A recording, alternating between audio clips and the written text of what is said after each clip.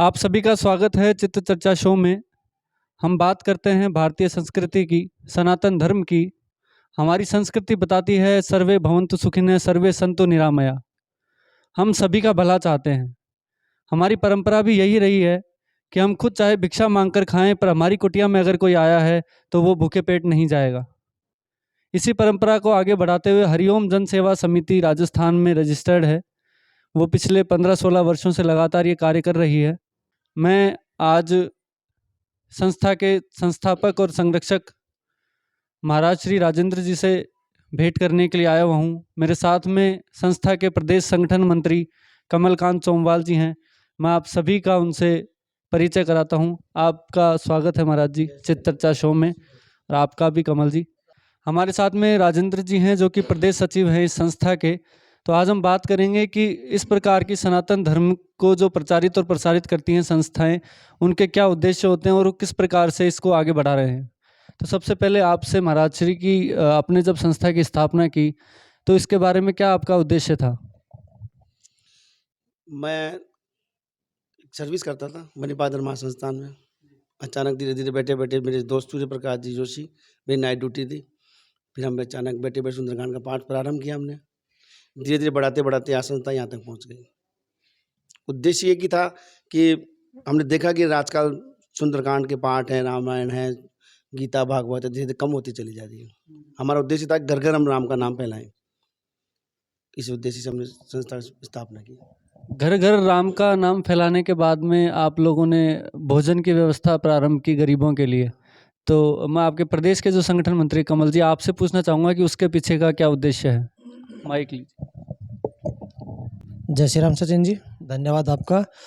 उद्देश्य हमारे आदरणीय बड़े महाराज श्री कैलाश जी, उन बड़े महाराज जो हों जिनके सानिध्य के अंदर हम ये कार्यक्रम, जो भी संस्था कार्य कर रही है हमारी हरिओम जन सेवा समिति राजस्थान, हमारे राजू जी भाई साहब हैं, सूर्य प्रकाश जी जो अभी पहले प्रदेशाध्यक्ष थे, अब श्रीमान पंकज जी गोयल को, क्यों हमारी संस्था का चुनाव भी होता है तो उसके अंदर महाराज जी और बड़े महाराज का जो आदेश होता है उसके हिसाब से ये नहीं होता कि चुनाव करवाएं, वहाँ से आदेश होता है कि आप इनको बनाइए, तो वही होता है।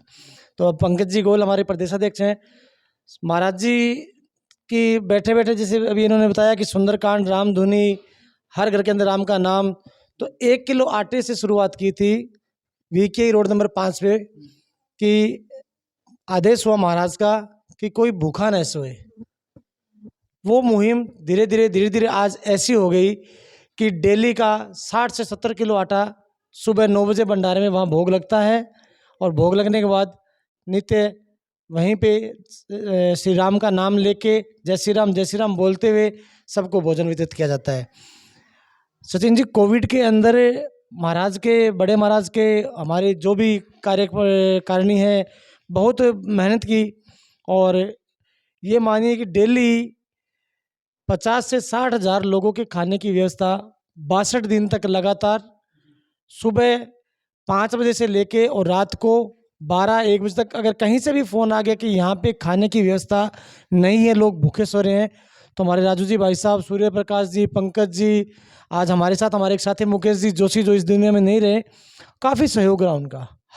हर सदस्य ने बहुत अच्छा सहयोग दिया। कोविड में जब लोग घर से बाहर नहीं निकलते थे, 24 घंटे तक अपने साधन से, अपने व्हीकल से, चाहे दोपहिया वाहन हो, 4 जैसे भी जिसके पास जैसा था उसने वो मदद की। और सबसे बड़ा तो मैं, जो हमारे भामाशाह दानदाता है, जिन्होंने सामने न आके पर्दे के पीछे से जो सहयोग किया, और सबसे ज़्यादा तो मैं धन्यवाद देना चाहता हूँ कि उस समय हमारे VK के SHO श्री मांगीलाल जी बिश्नोई, जिनका बहुत अच्छा सहयोग रहा। उन्होंने हर कदम पे हमारा साथ दिया, प्रशासनिक भी और व्यक्तिगत भी। उनके साथ मिलके जो कार्य किया, आज भी हमें ऐसा लगता है कि कभी भगवान न करे ऐसा फिर कभी हो, तो अगर ऐसा कभी होता है तो हमारी टीम सक्षम है कि किसी को भी भगवान राम की कृपा से भूखा नहीं सोना दिया जाएगा। जय श्री राम।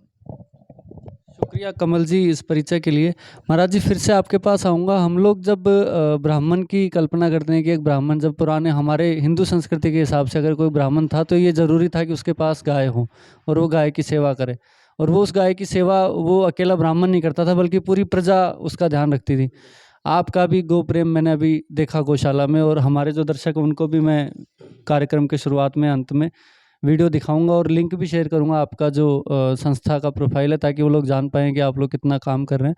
तो गौशाला की स्थापना जो आपने की है, जिसमें आपके पास गायें हैं, कुछ ऐसी गायें भी हैं जो रुग्ण हैं, जो आपको दूध भी नहीं दे पाती, पर फिर भी आप उनकी सेवा कर रहे हैं, क्योंकि वो धर्म है आपका। तो वो प्रेरणा कहाँ से आई? गौशाला की प्रेरणा मुझे मेरे मन में शुरू से थी गौ की सेवा करने की। एक दिन मैं यहाँ बैठा हुआ था मंदिर के बाहर, आज के 3-4 साल पहले। तो अचानक एक सांड को किसी ने घायल कर दिया पीछे से। वो घायल होकर के यहाँ आ गया। मैं मेरा बच्चा भाग करके उसकी जगह-जगह लहू-लुहान हो रहा था, खून हो रहा था। फिर हमने कौन-सी हमने बीटाडिन दवाई आती है, उसको लगाई और उसके सोप्रामाइसिन ट्यूब लगाई हमने। फिर वो यहाँ बैठ गया। फिर उसको इलाज किया, वो चलने लग गया। धीरे-धीरे ठीक हो गया, भगवान की कृपा हो गई, वो चलने लग गया। तब से एक मन में जागृति आई कि अपन क्यों ना सेवा करें। फिर हमने शुरुआत करी, हम घर-घर से 2 रोटी उगाते। इस ऊपर जंगल का हमारा सहयोग रहा। फिर धीरे-धीरे वो कोविड बंद हो गया। फिर हमने यहाँ पे गायों के लिए चारा मँगाया, फिर जगह-जगह ठान लगाई मंदिर के बाहर। फिर हम गायों को चारा डालते तो काफ़ी भूखी गायें आती, वो चारा खाती, यहाँ बैठ रहती, अच्छा लगता। फिर धीरे-धीरे हमने बगल में ज़मीन खरीदी, राम जी की कृपा हुई, ज़मीन खरीदी। फिर हम धीरे-धीरे कार्यक्रम को आगे बढ़ाते-बढ़ाते आज 15-20 गाय हैं, जो कि बीमार असहाय गाय होती है वो है। 15 में से 1 गाय दूध देती है, बाकी कोई सी गाय दूध नहीं देती है। बाकी सेवा है बस। अंधी भी गाय है, और जो बीमार गाय होती है उनको छोड़ देते हैं लोग बाग। कोई कहता है बीमार गाय है, हम उसको यहाँ ले आते हैं, उसका इलाज कराते हैं, डॉक्टर से उसका इलाज होता है। धीरे-धीरे वो ठीक हो जाती है। अगर वो जाना चाहती चल जाती है, नहीं आराम से यहाँ शाम को इकट्ठी जैसे सब गायें बैठ जाती है, घूमती फिरती है।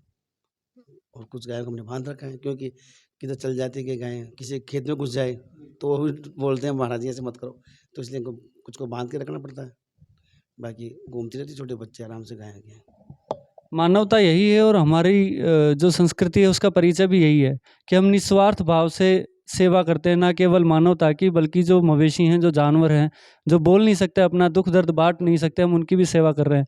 अब महाराज जी ने बताया कि 15 गायें हैं इनके पास, उनमें से केवल 1 दूध देती है, बाकी 14 की ये सेवा कर रहे हैं, और वो सेवा इनकी मानवता को दर्शाती है।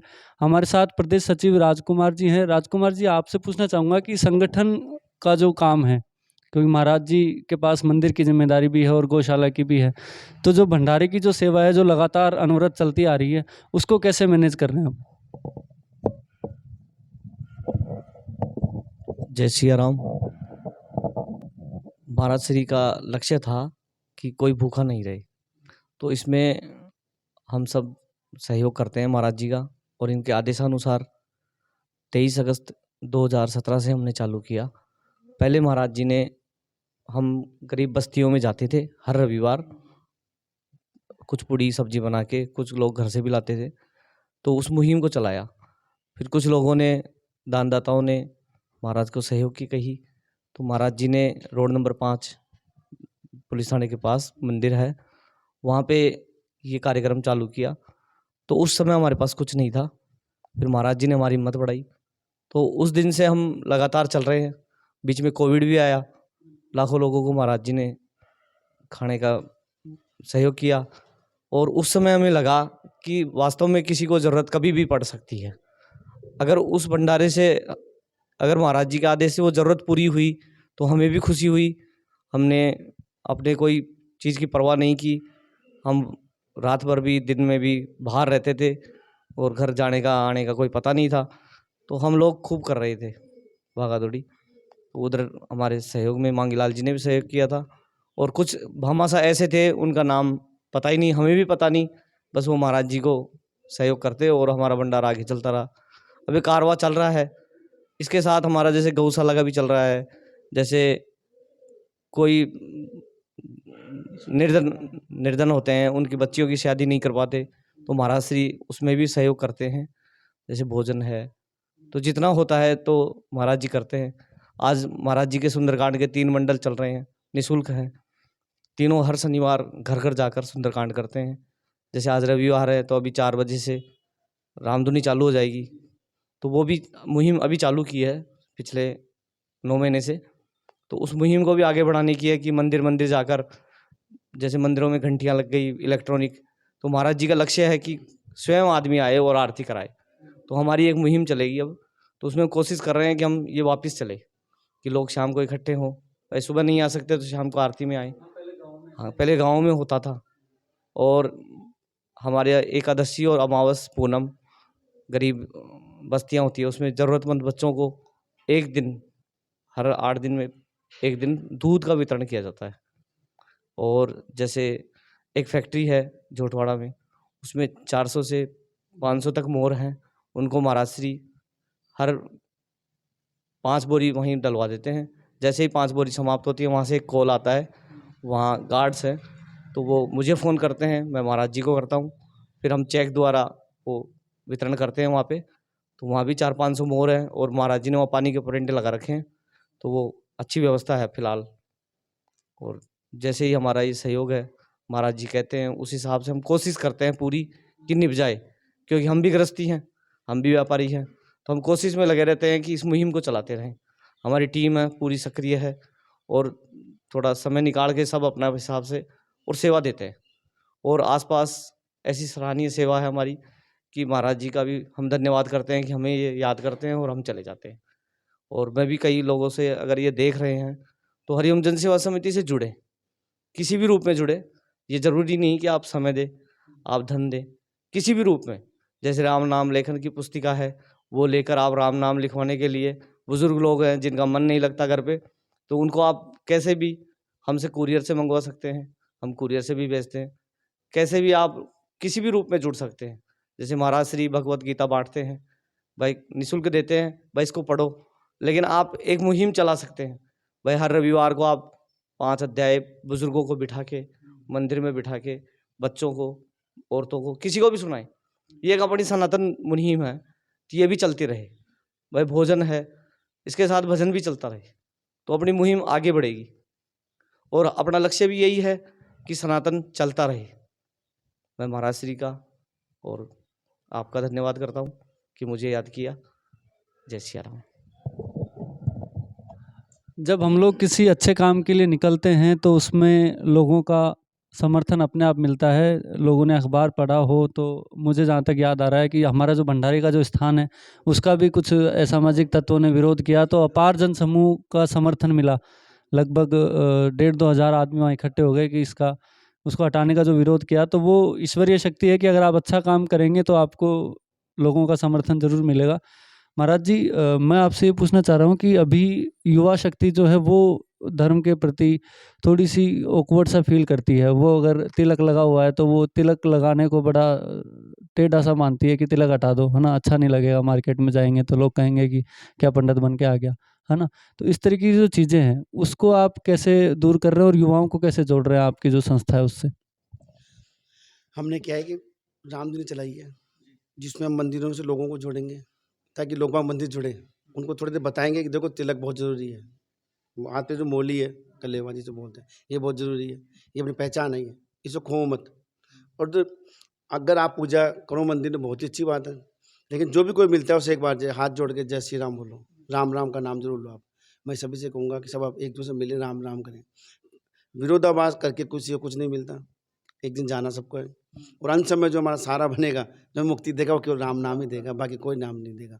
आप दान करो, धर्म करो, पूजा करो, जप करो, तप करो, कुछ भी करो, लेकिन कोई चीज़ से मिलते हो प्रेम से राम राम बोलो। हम इस सभी को शिक्षा दे रहे हैं। हमने गीता जी का धीरे धीरे हम गीता जी प्रचार कर रहे हैं। गीता जी को और बढ़ाएंगे, हम गांव-गांव फैलाएंगे गीता जी को, ताकि हम ऐसे आचार्य पंडितों को ढूंढेंगे जो गीता का पाठ करें, घर घर जा कर के 3 दिन में 7 दिन में गीता जी पूर्ण करें।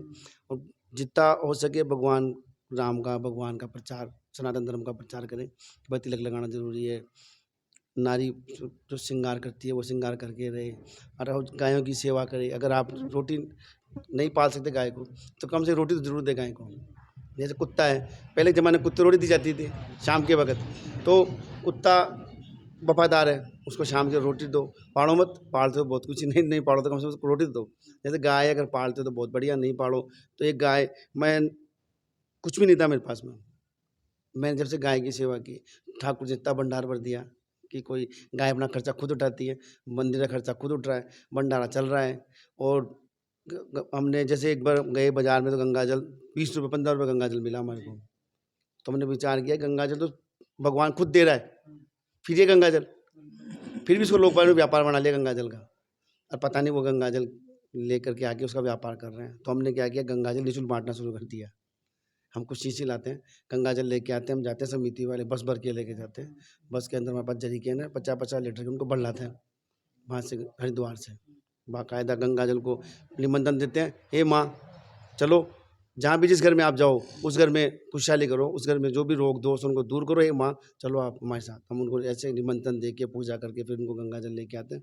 फिर जो भी आता है उससे हम गंगा जल निःशुल्क बांटते हैं। छोटी छोटी चीज़ें हैं हमारे पास में, वो हम गंगा जल निःशुल्क देते हैं, उससे कोई रुपये लेते हैं। हमने जगह जगह काउंटर खोल रखे हैं, आप वहाँ से गंगा जल ला सकते हो।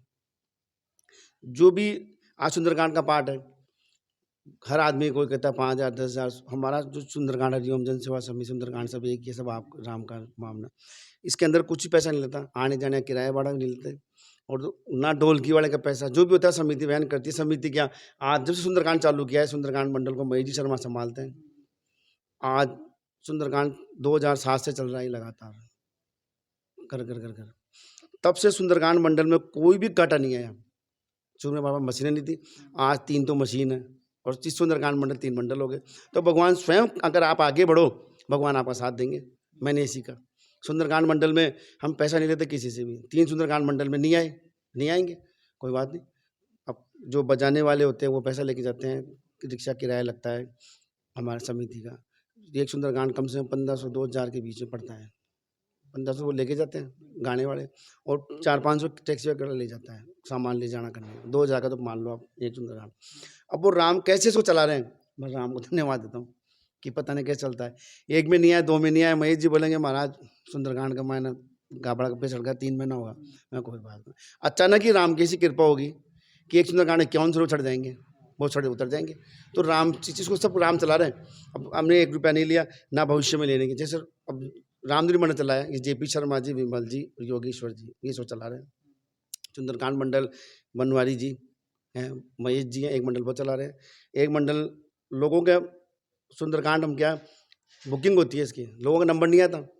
हमारा उद्देश्य था कि साल में 52 शनिवार आते हैं, किस किस से करेंगे, तो हमने उसके 3 मंडल बना दिए हैं। एक मंडल भरत शर्मा चला रहा है, युवा मंडल है, वो युवाओं को जोड़ रहे हैं उसके अंदर। अभी आपने कहा ना युवाओं कैसे ला रहे हो आप, हम उसको युवाओं को ला रहे हैं।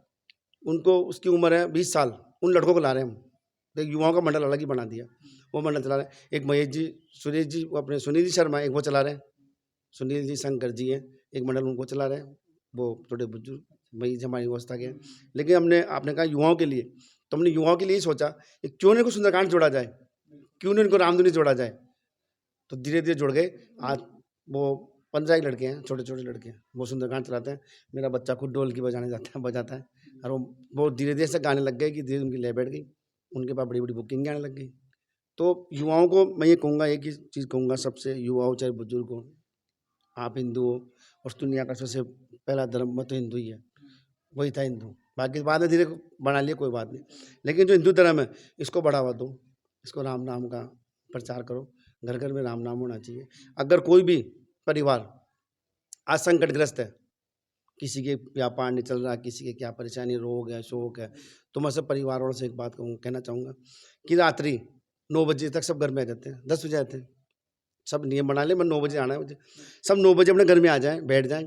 और जो घर का मंदिर होता है जहाँ वो पूजा करते हैं, वहाँ सब जने बैठ जाएं, छोटा हो चाहे बच्चा हो, बुजुर्ग कोई भी हो, वहाँ 15 मिनट की रामधुनी अवश्य करें। उस घर में देखो भगवान लक्ष्मी भी आएगी, नारायण भी आएंगे, और जो सुख शांति होगी उस घर में सुख शांति आएगी, क्योंकि राम का नाम ले रहे हैं। तो पूरा परिवार बैठ करके, मैं सभी से कहूँगा कि हर परिवार का सदस्य बैठ जाए, और धीरे धीरे बच्चों के अंदर लगन लग जाएगी। मेरे पिताजी ये काम करते थे, गाय को रोटी देना, ये वापस से अपनाएंगे तो सुखी हो जाएंगे। पहले के लोग बहुत सुखी थे, आज दुखी हैं। आज कोई बीमारी से, कोई व्यापार से, गाय से, वो इसीलिए दुखी है क्योंकि उन्होंने भगवान का नाम लेना छोड़ दिया। पहले के लोग बाग मंदिर चिन्नामत लेने जाते थे, चिन्नामत में बहुत बड़ी ताकत होती है, भगवान रोग दोष बैठते हैं चिन्नामत। तो भगवान कहते हैं तू मेरे पास आ तो सही, तेरे रोग में बैठूंगा, लेकिन कुछ जाता ही नहीं चिन्नामत लेने के लिए। आजकल हम चिन्नामत बना के रखते हैं, यहाँ पर दूर से उसको वहाँ मिट्टी में, पेड़ों में वापस छोड़ना पड़ता है, क्योंकि लेने नहीं आते लोग बाग। क्योंकि धीरे धीरे हम लोगों को कह रहे हैं भाई तुम चिन्नामत लो, तुलसी और जो चिन्नामत है भगवान का चिन्नामत है, ये आपके रोगों में मिटेगा, आप में सद्बुद्धि देगा। तो मैं सबसे कहूँगा कि नित्य मंदिर जाएं, चिन्नामत ले भगवान का, और घर में बैठ करके हर आदमी, पूरा परिवार जो मुखिया है परिवार का वो ज़्यादा इस बात पर जोर दे कि मतलब खाना खा ले 9 बजे सब फ्री हो जाएं, सब हो गए, बैठ जाओ भाई, दीपक लगा लिया, हनुमान जी का नाम लिया और श्री राम जय राम जय जय राम, श्री राम जय राम जय जय। अगर आप इतना भी नहीं कर सकते तो 21 बार तो जरूर बोले पूरा परिवार बैठ कर, तो भगवान संकट आने नहीं देगा, क्योंकि संकट आता है परिवार पर आता है। अभी किसी की कोई बीमारी हो गई, रोग हो गया, तो परिवार पूरा दुखी हो जाएगा। तो परिवार अगर 15 मिनट का नित्य कीर्तन करेगा, उसका उस परिवार का भगवान स्वयं ध्यान रखेंगे। राम ने खुद ने पैरों की चप्पलें छोड़ दी, जंगल जंगल गए भक्तों के लिए, तो भगवान आएंगे नहीं? भगवान जरूर आएंगे। मैं कहता हूँ अगर आप कीर्तन करते हैं तो बहुत खुशी की बात है, आपके घर के सब रोग दोष मिटेंगे। गाय को दो, वापस जो पुराने संस्कार थे वो वापस अपनाओ, धीरे धीरे धीरे धीरे सुखी हो जाएंगे। सनातन अपने छोड़ दिया, धर्म छोड़ दिया, कर्म छोड़ दिया। अब भगवान भी क्या है, कलयुग है ये, कलयुग में धीरे धीरे भगवान अगर छोड़ दोगे, भगवान सबको ले लेगा। आज मोर कहाँ हैं? पहले गाँव में मोर होते थे, बाज होते थे, चील होती थी, पक्षी होते थे, कई तरह के जानवर थे, अब सब खत्म हो, धीरे धीरे लुप्त हो जा रहे हैं। आज जो गायें आ गई वो गाय जर्सी आ गई, देसी गायें धीरे धीरे लुप्त होती जा रही है, क्योंकि उनका अपन ध्यान नहीं था। भगवान क्या तुम छोड़ो, तुम पाप करना चाहते हो चलो करो। तो इस पापाचार से बचने के लिए, इस अधर्म से, अन्याय, आपातकाल, जो भी अचानक संकट आते हैं, इनसे बचने के लिए हमें वापस सनातन धर्म को अपनाना पड़ेगा, वापस तिलक लगाना पड़ेगा, राम नाम लेना पड़ेगा और भगवान का कीर्तन करना पड़ेगा। और जो गायों की उनकी सेवा करनी पड़ेगी, पक्षियों को देना पड़ेगा। पहले कागली हुआ करते थे, कौवे, आजकल गाय देखने के लिए मिलते ही नहीं है। मोर, मिट्टू ढूंढते हैं, कहाँ गए वो? क्योंकि उनको देना ही बंद कर दिया। भगवान ने कहा चल छोड़ो, तुम धीरे धीरे लुप्त हो गए हो। तो मैं एक सबसे कहूँगा वापस ये प्रथा को अपनाएं, सब सुखी हो जाएंगे। राम का नाम ले, जय श्री राम। शुक्रिया महाराज जी। और कमलकांत जी, आप बहुत सारे हिंदू संगठनों से जुड़े हुए हैं, संस्था में तो कार्यरत हैं, इसके अलावा अतिरिक्त और भी कई हिंदू संगठनों से आप जुड़े हुए हैं। अभी आज के समय में अखबार हम लोग आप लोग रोज़ पढ़ते हैं, रोज़ अखबारों में कोई ना कोई ऐसी घटना आ ही जाती है कि उससे मन थोड़ा सा पीड़ित होता है कि ये क्या हो रहा है। तो आपके हिसाब से अभी क्या, जैसे महाराज जी ने जो बताया वो चीज़ें 100% सही है कि हमको फिर से पुरातन जो हमारे प्रयास थे उन पे जाना पड़ेगा। उसके अतिरिक्त अभी युवाओं को जोड़ने के लिए और सकारात्मक रूप से जोड़ने के लिए, उपद्रव के लिए नहीं, क्योंकि युवा अगर आप जोड़ते हो तो युवा उपद्रव पहले करता है, तो उससे वो अंदर से पहले जाने हमारी धर्म को, हमारी संस्कृति को। उसके लिए क्या है, क्लोजिंग स्टेटमेंट की तरह एक बार बताएं। सचिन जी, जैसे अभी महाराज ने बताया कि रामधुनी का, महाराज जी बताना भूल गए थे, मैं माफ़ी चाहता हूँ महाराज जी, कि निवारू रोड पे एक अंध महाविद्यालय वहाँ जहाँ मूक बधिर, वहाँ भी रामधुनी करते हैं। तो हर रविवार को भाई साहब राजेंद्र जी भी, महाराज जी भी, जिनके पास भी समय होता है, तो वो लोग खुद, हम आपको उनका वीडियो भी दिखाएंगे कि वो खुद गाते हैं। न तो उनमें से कुछ सुन नहीं सकते, कुछ देख नहीं सकते, कुछ बोल नहीं सकते। तो महाराज जी के सानिध्य में हमारी जो टीम है वो वहाँ पे रामधुनी करने जाती है। अब वो रामधुनी ऐसी शुरू हुई है कि वहाँ अगर हम नहीं पहुँचते हैं तो वो खुद करते हैं। उन्होंने वीडियो शेयर किया था हमारे साथ पिछले से पिछले रविवार को, तो उसमें उन्होंने जो आसपास के लोग हैं जो एकदम सही हैं, सुन सकते हैं, बोल सकते हैं, गा सकते हैं, उनको एकत्रित किया है, इकट्ठा किया है और उनको शुरू करवाया है। और युवाओं को, मैं बजरंग दल से भी हूँ, विश्व हिंदू परिषद से भी हूँ, झारखंड भक्त मंडल भी ज्वाइन कर रखी है और कामधेनु गौ सेवा समिति भी मैंने ज्वाइन कर रखी है। सब महाराज जी का आशीर्वाद है, ठाकुर जी की कृपा है कि जैसा समय मिलता हम निकालते हैं। युवाओं के लिए तो ये हमारे लिए बहुत चिंता का विषय हो रहा है कि जैसे अभी पीछे हमने देखा, हमारे काफ़ी युवा जो हैं, अगर कोई भी हिंदू सनातन धर्म का कोई कार्य होता है तो वो लोग नहीं आते।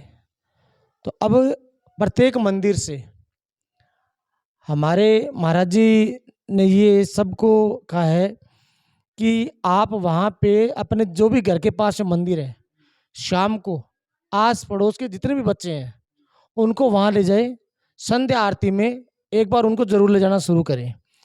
क्योंकि आप उनको ले जाएंगे, उनको आप शुरू में 2 ले जाएंगे, 4 ले जाएंगे, यहाँ भी शाम को आप देखेंगे संध्या आरती में छोटे छोटे 20-25 बच्चे जो आते हैं, नियमित आने शुरू कर दिए, और वो नियमित आते हैं धीरे धीरे धीरे।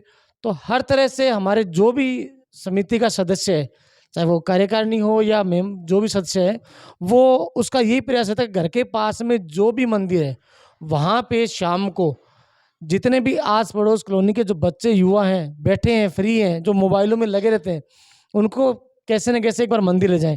क्योंकि अगर हम उनको 2 दिन, 3 दिन, 4 दिन ले जाएंगे तो अपने आप एक उनका रोटेशन बन जाएगा और भगवान भी उन पे कृपा करेगा, सद्बुद्धि देगा।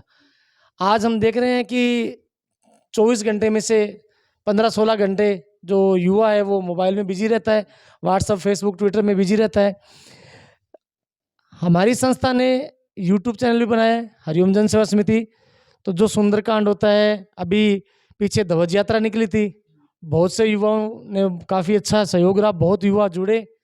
हर साल महाराज जी के सानिध्य में ध्वज यात्रा निकलती है।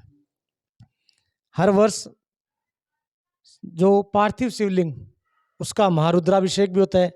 2018 के अंदर 551 जोड़ों का महारुद्राभिषेक पार्थिव शिवलिंग का सन एंड मून जो है विद्यानगर में, उसके जस्ट बैक साइड में महाराज जी के आशीर्वाद से हुआ था। बहुत शानदार कार्यक्रम था, ठाकुर जी की कृपा रही, भोले भंडारी की कृपा रही। और हर तरह से उस समय की ये हालत थे कि मैं शायद ही मेरे जीवन में ऐसा मैंने चमत्कार देखा होगा कि इतने युवा वहाँ पे सेवा भावी जिन्होंने सेवा की, और जो जोड़े बैठे थे। पूरे जयपुर के अंदर इतनी भयंकर बारिश थी, सिर्फ उस आधा किलोमीटर के एरिया में जहाँ पर ये पार्थिव शिवलिंग रुद्राभिषेक महारुद्राभिषेक हो रहा था, वहाँ पे बारिश की एक बूंद नहीं थी। और जैसे ही महारुद्राभिषेक हुआ वैसे ही बारिश शुरू हो गई।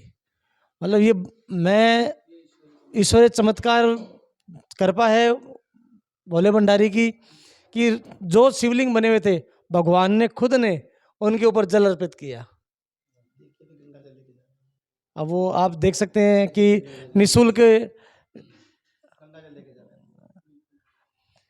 महाराज जी के सानिध्य में, जैसे अभी बताया आपने 5 नंबर भंडारे का, तो गोनेर में भी भंडारा चल रहा है पिछले 4 वर्ष से। और 2017 से, जैसे राजेंद्र जी भाई साहब ने बताया, 23 अगस्त 2017 से नियमित चल रहा है। 365 दिन चाहे कुछ भी हो, होली, दिवाली, कोई छुट्टी नहीं होती वहाँ पे। 365 दिन निरंतर वो चलेगा। प्रसादी लेने के लिए अपने आप कहाँ से आते हैं, कहाँ जाते हैं, हमें भी ये चीज़ का पता नहीं है कि कौन आया कौन ले गया। जो बना है वहाँ नहीं रहता। भाई साहब ने बताया कि मोरों के दाने के लिए तो जोटवाड़ा के अंदर जो फैक्ट्री, उसके अंदर साथ में हमारे भाई साहब हैं केजरीवाल जी, तो वो अलग से सब्जी लेके आते हैं और जाते टाइम रोटी बना के, और 17 नंबर मंदिर है राजू भाई के, आकेड़ा डूंगर, वहाँ पे वो बंदरों को और गायों को रोटियां दे के आते हैं जी। नियमित है, भंडारे में से बनती अलग उनके लिए, और वहीं से वो गाड़ी में अपनी लेके जाते हैं और वहाँ पे बंदरों को और गाय माता को करवाते हैं। रामधुनी का महाराज जी ने बता दिया, सुंदरकांड का बता दिया, राम पुस्तिका का बता दिया, गंगाजल वितरण, ऐसे अनेकों कार्य हैं। युवा शक्ति को जोड़ना बहुत ज़रूरी हो गया सचिन जी, क्योंकि हमारा युवा जो है वो अपने धर्म को छोड़कर दूसरे धर्म पे ज़्यादा विश्वास कर रहे हैं। आज मैं एक मंदिर प्रांगण में बैठा हूँ, आपके जस्ट बैक साइड में भगवान लक्ष्मी नारायण जी की आप देख रहे होंगे प्रतिमा। आसपास में, मैं शायद हो सकता है मेरे बोल बड़े हों, कि शायद ही जयपुर में ऐसी प्रतिमा जो एक पत्थर से बनी हो। ये जो आप प्रतिमा देख रहे हैं ये सिंगल पत्थर से बनी हुई है, नहीं मिलेगी आपको देखने नहीं मिलेगी कि ऐसी प्रतिमा भी सिंगल पत्थर से बनी हुई है। जो शेषनाग भी है वो सिंगल पत्थर से ही है। तो ये आज हम लोग जैसे भी खुद जुड़ रहे हैं, अपने बच्चों को भी जोड़ रहे हैं मंदिर में लाना, और सब कुछ उनको शाम को संध्या आरती में, मैं सुबह हर दिन नित्य उठ के 3:30 बजे उठता था। कोविड से पहले की बात है सचिन जी। और हमारे जो जयपुर के आराध्य हैं गोविंद देव जी, मंगल आरती में जाता था। कोविड में बंद हो गया। अब धीरे धीरे हर रविवार को, जैसे आज रविवार था, सुबह गया 3:30 बजे, मेरी बिटिया मेरे को खुद उठा लेती है कि पापा जी गोविंद देव जी चलना है, गोविंद देव जी के दर्शन करने हैं। तो मैं ये मानता हूँ कि ये ईश्वर का चमत्कार ये कि बच्चों को अपने आप, क्योंकि हम जैसे होंगे वो बच्चे जैसे देखेंगे वैसे करेंगे। अगर आपके घर में आप नित्य पूजा नहीं करेंगे, समय से नहीं उठेंगे, तो बच्चे 10 बजे से पहले नहीं उठेंगे। मेरा सभी से यही निवेदन है कि आप समय से उठें, घर में समय से नित्य पूजा करें। नित्य पूजा करेंगे तो बच्चों को संस्कार अच्छे मिलेंगे। जैसे महाराज जी ने कहा कि शाम को सारा काम फ्री करने के बाद सब घर में आ जाएं, तो 21 बार भी अगर हम श्री राम का नाम लेंगे तो बहुत मन में सुकून मिलेगा, घर में शांति मिलेगी, और जो भी विकट परिस्थितियाँ अपने घर में आती हैं वो दूर होंगी।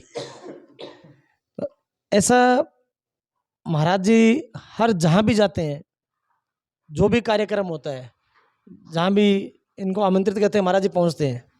हम ये कहते हैं कि मैंने मेरे जीवन में बिना लोभ के, बिना लालच के, बिना किसी मनसा के अगर किसी को देखा है तो श्री राजेंद्र जी महाराज को देखा है कि इनको आप जहाँ भी बुलाएंगे ये पधारेंगे। इनके पास साधन नहीं है, हमारे किसी भी सदस्य को बोल देंगे, अगर किसी के पास समय नहीं है तो बस में आ जाएंगे, कोई दिक्कत नहीं। कभी भी किसी को मना नहीं किया कि हम नहीं पधारेंगे, जरूर आएंगे। और हमें जैसे पता लग जाता है, राजू जी भाई साहब को पता लग गया, पंकज जी को पता लग गया कि महाराज जी आज वहाँ जा रहे हैं, तो इनकी जो ठाकुर जी अंदर हैं, इनकी शक्ति है कि हमें अपने आप खींच लेती है और इनके साथ चले जाते हैं। आज जितने भी कार्य हो रहे हैं सब बड़े महाराज के और राजेंद्र जी स्थान महाराज के सानिध्य में, इनके आशीर्वाद से, इनके दिशा निर्देश से, जैसे आदेश होता है वैसे समिति का प्रत्येक कार्य करता तैयार रहता है उसको करने के लिए। येन केन बरकेन जैसे भी बहुत से भामाशाह हैं जिनका हम आभार करते हैं, जो जिनके कारण आज जितनी भी सेवाएं चल रही हैं हम उनको तहे दिल से आभार करते हैं। और सभी का करते हैं कि आप कैसे भी संस्था से जुड़ें, सेवा करें, नर सेवा, नारायण सेवा, गौ सेवा करेंगे, बहुत लाभ मिलेगा। इन्हीं शब्दों के साथ जय श्री राम। सचिन जी आपका धन्यवाद, और पूरी ओम जन सेवा, हरिओम जन सेवा समिति का धन्यवाद। और आप सभी से मेरा निवेदन है कि अगर आप राम को फॉलो ना करें, कृष्ण को फॉलो ना करें, परशुराम को फॉलो ना करें, पर आपके जो पूर्वज हैं आप उन्हें फॉलो करें। आपके दादा, आपके परदादा, उन्होंने भक्ति की है, उनका जीवन, समग्र जीवन उनका ईश्वर की भक्ति में निकला है, तो कम से कम उनको याद करके और उनके राह पर चलने का प्रयास करें तो भी ये जीवन सफल हो जाएगा। और सनातन धर्म की हमारी जो कोशिश है कि वो फिर से लौट आए, हम लोग अपनी संस्कृति को बचाने में सफल रहें, उसमें सफल हो पाएंगे। आप सबका बहुत बहुत धन्यवाद, और विशेष रूप से महाराज जी आपका धन्यवाद, आपने समय दिया और संस्कृति को बचाने के लिए आप एकजुट होकर ना खुद लगे हुए हैं बल्कि इतने सारे सैकड़ों लोगों को आपने जोड़ा हुआ है एक तार में। मैं सबसे एक ही बात कहूँगा कि घर घर में रामधुनी हो, 21 बार करे पूरा परिवार बैठ करके, और शाम के वक्त मंदिर में अपने बच्चों को, अगर स्वयं जाते तो बहुत अच्छी बात है, लेकिन शाम के वक्त अपने बच्चों को एक दीपक लेकर के भगवान शिव के पास जरूर भेजें आरती में। आपके घर में कभी संकट नहीं आएगा। शिव भगवान और राम जी लाल रखेंगे सबकी, सबकी कृपा बनाएंगे। शाम को दीपक नित्य लगाना, गाय को रोटी देना, शाम को कुत्ते को रोटी देना, और पूरा परिवार बैठ करके, ज़्यादा भी नहीं ले सकते तो कम से कम 21 बार रात्रि को सोने से पहले भगवान के आगे बैठ जाएं। श्री राम जय जय राम, हरे कृष्णा, जो भी आपको अच्छा लगता है नाम, वो नाम का स्मरण करके फिर परिवार सोए। भगवान आपकी रक्षा करेंगे। शाम को दीपक भी लगाएं ताकि बच्चों में जागृति आएगी। जो बच्चे देखेंगे वही तो आगे वो करेंगे। आज अगर मानो, अभी आपने कहा कि पूर्वज, सही है, पूर्वजों ने भक्ति की, उसका परिणाम आज मिल रहा है, हमें मिल रहा है। अब इसको अगर हम खो देंगे, 1 रुपया 100 रुपये अगर खर्च करते चले जाएंगे तो 99 हो जाएगा, 98, 97 बच जाएगा, करता रहे। तो उसको बढ़ाने के लिए वापस से भक्ति करनी चाहिए। तो बच्चों को मैं कहूँगा जरूर शिव जी के मंदिर भेजें, और बच्चों को लेकर के एक बार रामधुनी का जरूर पाठ करें रात्रि सोते वक्त। जय श्री राम, कभी संकट नहीं आएगा आपके ऊपर। जय श्री राम। सचिन जी माफ़ी चाहता हूँ, मैं एक कल की बात बताऊँ आपको। आप जैसे भी युवा के लिए बता रहे थे, नव संवत्सर, अपना जो नया साल सनातन धर्म में जो हम चैत्र में शुरू होता है, तो महाराज जी के सानिध्य में सियाराम जी के बगीचे चोमू पुलिया से कल वाहन रैली निकली थी, और राजेंद्र जी भाई साहब भी सभी वहाँ थे। सैकड़ों की संख्या में युवाओं ने वहाँ से वाहन रैली शुरू हुई, और हमारे 5 नंबर भंडारा जहाँ लगता है वहाँ तक समापन उसका हुआ। आप उसमें देखेंगे कि भगवा कपड़े, भगवा साफा और भगवा ध्वज, इतना सुंदर कार्यक्रम था कि हर आदमी जो वहाँ खड़ा था वो अपना साधन लेके रैली के साथ हो गया। जैसा हम देखेंगे वैसा हम करेंगे। आज जय श्री राम करते हुए पूरी वाहन रैली सियाराम जी के बगीचे से लेके और 5 नंबर तक, मतलब ये 5 से 6 किलोमीटर का था और हर जगह पूरी जितने भी हमारे भाई बंधु बहनें पुष्प वर्षा करके स्वागत किया और साथ चले हैं। जिन्होंने भी देखा, वो अपने अगर काम से भी जा रहा था तो उसने 10 मिनट का समय निकाला, अपना वाहन साथ में लिया और चल पड़ा। तो ये क्या है कि जैसे हम देखेंगे, जैसा देश वैसा भेष होता है, जैसे आपने देखा होगा। तो अगर हम सीखेंगे, जैसे आपने भी भगवान ले रखा है, तो ये सनातन धर्म की पहचान है। हिंदू महाराज जी हमेशा ऐसा रहते हैं, तो कहते रहते हैं महाराज जी की तिलक लगाओ सुबह। मैं भी एक कंपनी में कार्य करता हूँ, तो मेरे को शुरू शुरू में सब टोकते थे कि तिलक क्यों लगाते हो, ऑफिस में तिलक क्यों लगाते हो। तो मैंने कहा ये मेरा धर्म है, मैं लगाता हूँ, वो मेरी इच्छा है। अगर किसी को दिक्कत है तो वो नहीं लगाए। आज मेरे देखने के बाद मेरे स्टाफ में सुबह जो भी 24-25 लोग हैं, 80% वो सुबह सुबह तिलक लगा के आने लगे। मैं ये सब ऊपर वाले का चमत्कार है। मैंने अपना नियम नहीं छोड़ा कि मैं लगाता हूँ, ठीक है, जो भी लगाएंगे। कहते हैं चंदन का तिलक लगाने से दिमाग शांत रहता है। कितना भी आपको क्रोध आए, अगर आपके ललाट यहाँ लगा दिया आपने, तो उससे बहुत शांति मिलती है और मन शांत रहता है। मन शांत रहेगा तो आपका काम में मन रहेगा। तो मेरे सभी से यही विनती है कि आप भगवान राम का, कृष्ण का, जैसे सचिन जी ने कहा, जो भी अपने इष्ट हैं, अपने पूर्वजों का, अपने पितरजी का, सबका ध्यान करें और उनके नक्शे कदम पर चलेंगे तो किसी चीज़ की कमी नहीं आएगी। ठीक, इन्हीं शब्दों के साथ जय श्री राम। जय श्री राम।